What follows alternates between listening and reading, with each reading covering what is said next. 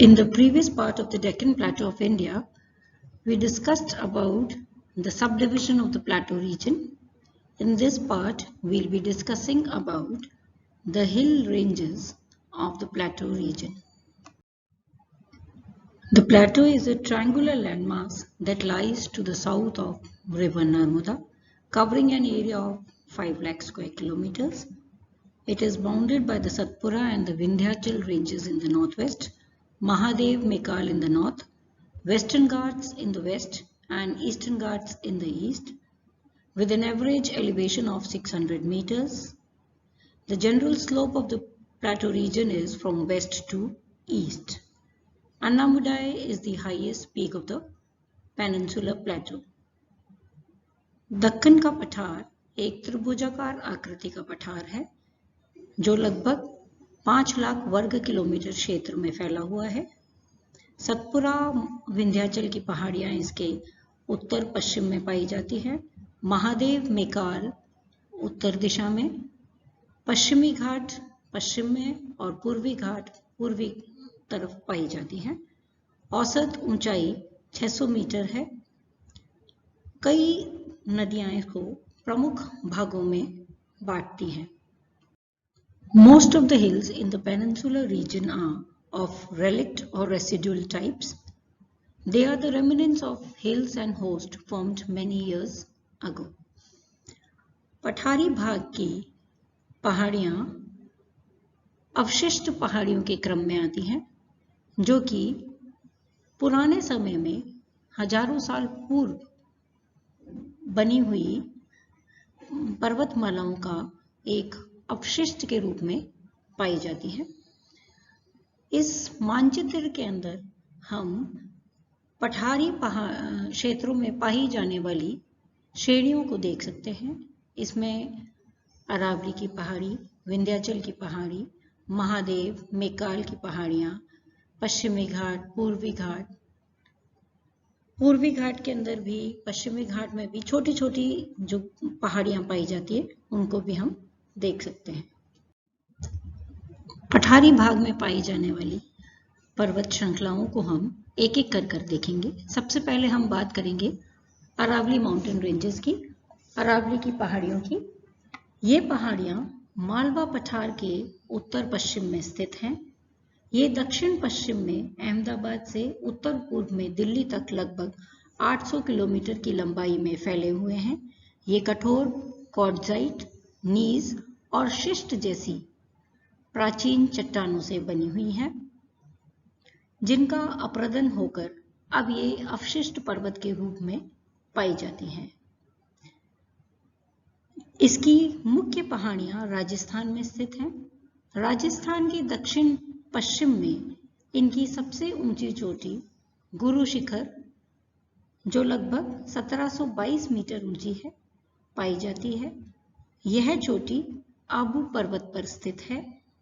यह पर्वत श्रेणी राजस्थान के अजमेर और जयपुर से होती हुई हरियाणा के दक्षिणी भाग में प्रवेश करती है और यहाँ से ये दिल्ली तक पहुँचती है।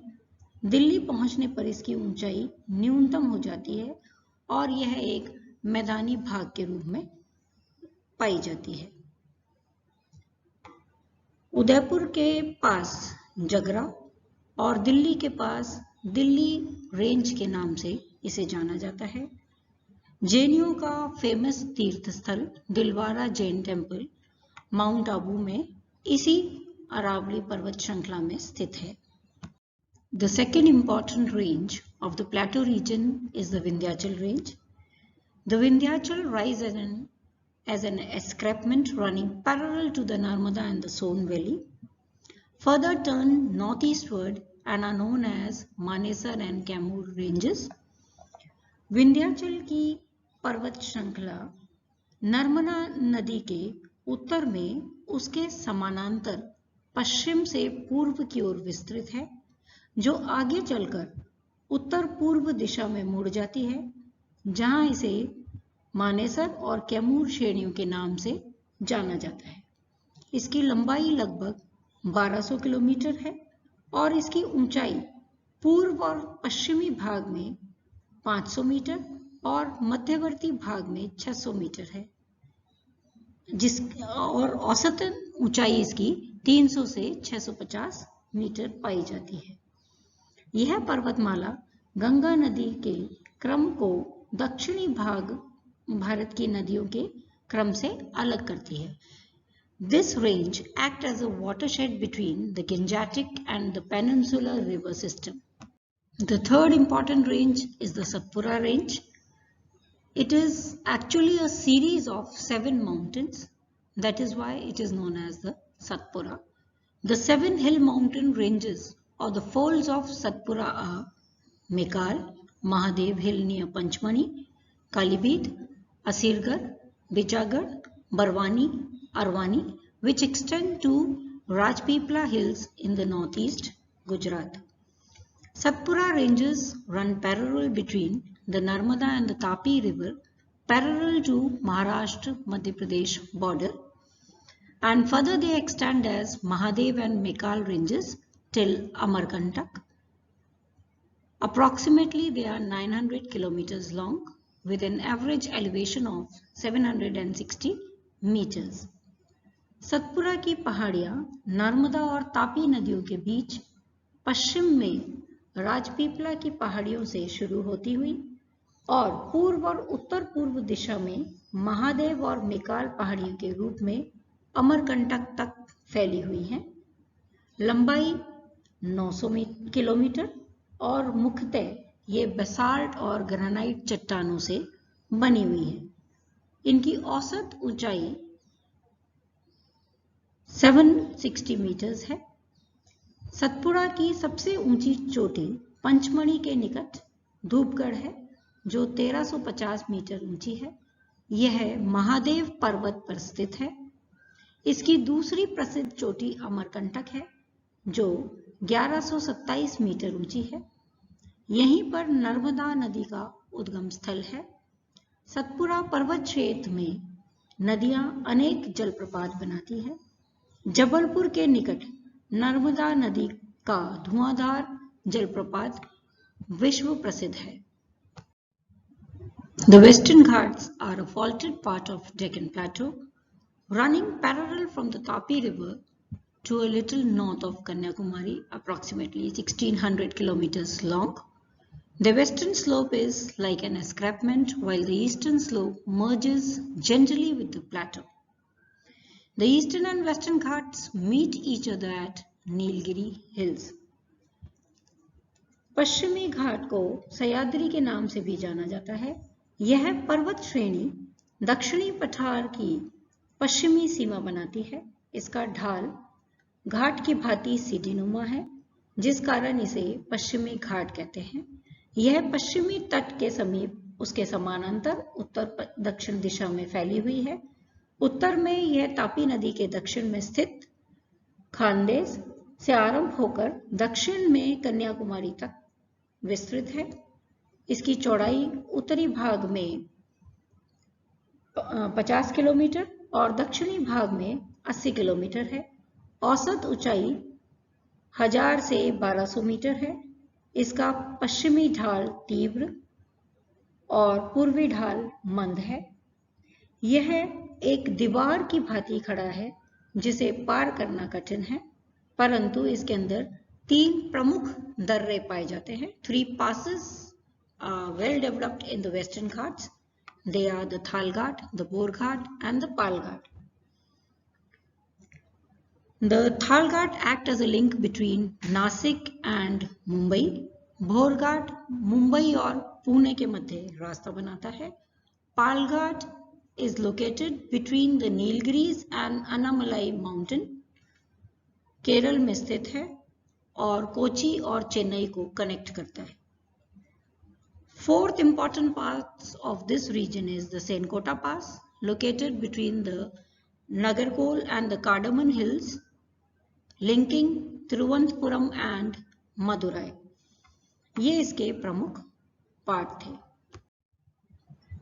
The Eastern Ghats are the next important ranges. पूर्वी घाट दक्षिणी पठार के पूर्वी किनारे पर स्थित है।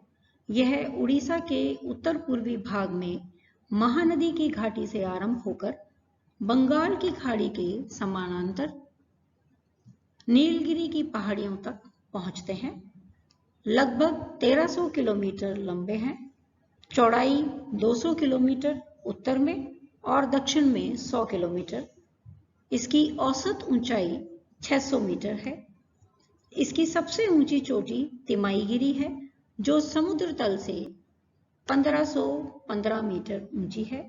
महानदी गोदावरी, कृष्णा, कावेरी नदियां इसको काट कर अपना मार्ग बनाती हैं। इसीलिए यह अवशिष्ट श्रृंखला के रूप में विस्तृत है। It is the dissected ranges. Mahanadi और गोदावरी के बीच की पर्वत श्रेणी के अतिरिक्त इसके कहीं भी वास्तविक पर्वतीय भाग दिखाई नहीं पड़ते हैं। इसको विभिन्न नामों से पुकारा जाता है, जैसे नल्लामलाई, वैलीकोंडा, पालकोंडा, जवादी और शिवराय। दक्षिण में यह शैलगिरी की पहाड़ियों के निकट पश्चिमी घाट से मिलती हैं। After discussing the plateau region and its hills, we'll be discussing about the significance of the peninsular region. प्रायद्वीपीय पठार का एक अपना महत्व है। प्रायद्वीपीय पठार खनिज संपदा के भंडार है। यहाँ पर ग्रेनाइट, नीज, बेसाल्ट, बलुआ पत्थर, चूना पत्थर और अन्य प्रकार की प्राचीन चट्टानें पाई जाती हैं, जिनमें खनिज उपलब्ध है। लोहा, मैग्नीज, अभ्रक, बॉक्साइट, सोना आदि मुख्यतः इन क्षेत्रों में पाए जाते हैं। भारत का 98% कोयला यहाँ पर पाई जाने वाली गोंडवाना युग की चट्टानों में मिलता है।